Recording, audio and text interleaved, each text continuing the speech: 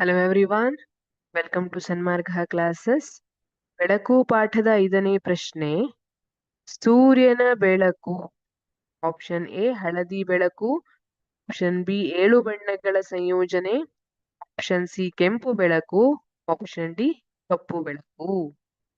ಸೂರ್ಯನ ಬೆಳಕು, ಇವು ಬಿಳಿ ಬೆಳಕಂತಾನೆ ಕೊಟ್ಟಿಲ್ವಲ್ಲ ಆಪ್ಷನ್ ಅಲ್ಲಿ ಅಂತ ನೋಡ್ತಿದ್ದೀರಾ? ನೋಡೋಣ. ಹಳದಿ ಬೆಳಕು, ಸೂರ್ಯನ ಬೆಳಕು ಹಳದಿ ಬೆಳಕ? ಇಲ್ಲ, ಇದೆಂತೂ ಅಲ್ಲ ಅನ್ನುವಂಥದ್ದು ನಿಮಗ್ ಗೊತ್ತು. ಆಪ್ಷನ್ ಸಿ ನೋಡೋಣ. ಸೂರ್ಯನ ಬೆಳಕು ಕೆಂಪು ಬೆಳಕ?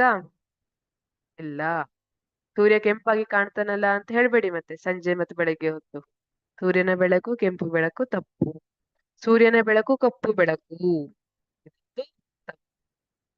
7 ಬಣ್ಣಗಳ ಸಂಯೋಜನೆ.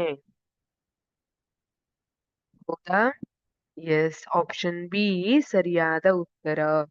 ಸೂರ್ಯನ ಬೆಳಕನ್ನು ನಾವು ಗಾಜಿನ ಪಟ್ಟಕದ ಮೂಲಕ ಹಾರಿಸಿದ್ರೆ ಈ ರೀತಿಯಾಗಿ 7 ಬಣ್ಣಗಳು ವಿಬ್ಗಯಾರ್ ಅಂತ ಕರಿತೀವಲ್ಲ, ಕೆಂಪು, ಹಳದಿ, ಹಸಿರು, ನೀಲಿ, ನೇರಳೆ, ಇವೆಲ್ಲ ಬಣ್ಣಗಳನ್ನ ಒಳಗೊಂಡಿರ್ತದೆ 7 ಬಣ್ಣ ಸೂರ್ಯನ ಬೆಳಕು.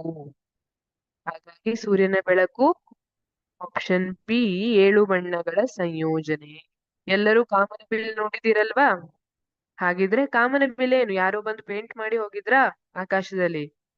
ಇಲ್ಲ, ಸಾಮಾನ್ಯವಾಗಿ ಅದು ಮಳೆಗಾಲದ ಸಮಯದಲ್ಲಿ ಕಾಣಿಸ್ಕೊಳ್ಳುತ್ತೆ ಅಲ್ವಾ? ಬಿಸಿಲು ಮಳೆ ಸಮಯದಲ್ಲಿ ಏನಾಗುತ್ತೆ, ಬಿಸಿಲು ಬರ್ತಾ ಇರುತ್ತೆ ಒಂದ್ ಕಡೆಯಿಂದ, ಅಲ್ಲಿ ಆ ಮಳೆ ಹನಿ ಏನಿದೆ ಅದು ಈ ರೀತಿ ಗಾಜಿನ ಪಟ್ಟಕದ ತರ ವರ್ತಿಸುತ್ತೆ. ಇಲ್ಲಿ ನೋಡಿ, ಗಾಜಿನ ಪಟ್ಟಕ ಹೇಗೆ ಬಿಳಿಯ ಬೆಳಕನ್ನ 7 ಬಣ್ಣಗಳಾಗಿ ವಿಭಜಿಸಿದೆ ಅಲ್ವಾ?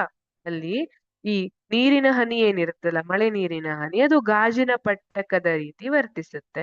ಸೂರ್ಯನ ಬೆಳಕು ಆ ಮಳೆ ಹನಿಯ ಮೂಲಕ ಹೋದಾಗ ಏನಾಗತ್ತೆ, ಅದು 7 ಬಣ್ಣಗಳಾಗಿ ವಿಭಜಿಸಲ್ಪಟ್ಟು ನಮಗೆ ಕಾಮನ ಬಿಲ್ಲಿನ ರೀತಿ ನಮ್ಮ ಕಣ್ಣಿಗೆ ಕಾಣುತ್ತೆ.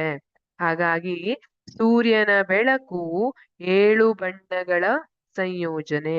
ನೀವು ಇದನ್ನ ಟ್ರೈ ಮಾಡಬಹುದು. ಹೇಗೆ ಅಂದ್ರೆ, ಈ ವಿಬ್ಗಯಾರ್ ಕಲರ್ ಏನಿದೆ ಅಲ್ವಾ, ಇದು ಒಂದು ರೆಡ್ ಅಲ್ಲಿ ಇದೇ ಆರ್ಡರ್ ಅಲ್ಲಿ ಕಲರ್ ಅನ್ನ ಬಡ್ಕೋಬೇಕು. ಒಂದು ರೆಡ್ ಅನ್ನ ತಗೋಬೇಕು,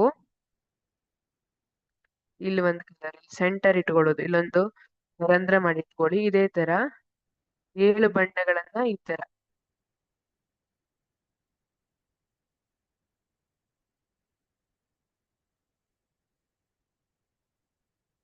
ತರ ನೀವು 7 ಈ ವಿಬ್ಗಯಾರ್ ಬಣ್ಣ ಇಲ್ಲಿ ಬಡ್ದಿಟ್ಕೋಬೇಕು.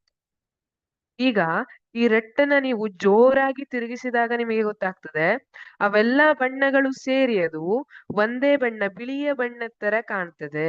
ಇದನ್ನ ಜೋರಾಗಿ ತಿರುಗಿಸ್ಬೇಕು. ಅವಾಗ ನಿಮಗೆ ಇವೆಲ್ಲ ಡಿಫ್ರೆಂಟ್ ಬೇರೆ ಬೇರೆ ಬಣ್ಣಗಳಿತ್ತಲ್ಲ, ಅದರ ಬದಲಾಗಿ ಅಲ್ಲಿ ಒಂದೇ ಬಿಳಿಯ ಬಣ್ಣ ಮಾತ್ರ ಕಾಣುತ್ತದೆ. ಹಾಗಾಗಿ ಸೂರ್ಯನ ಬೆಳಕು 7 ಬಣ್ಣಗಳ ಸಂಯೋಜನೆ. ಇದನ್ನ ಈ ಚಟುವಟಿಕೆಯ ಮೂಲಕ ನೀವು ಅರ್ಥ ಮಾಡ್ಕೋಬಹುದು. Thank you.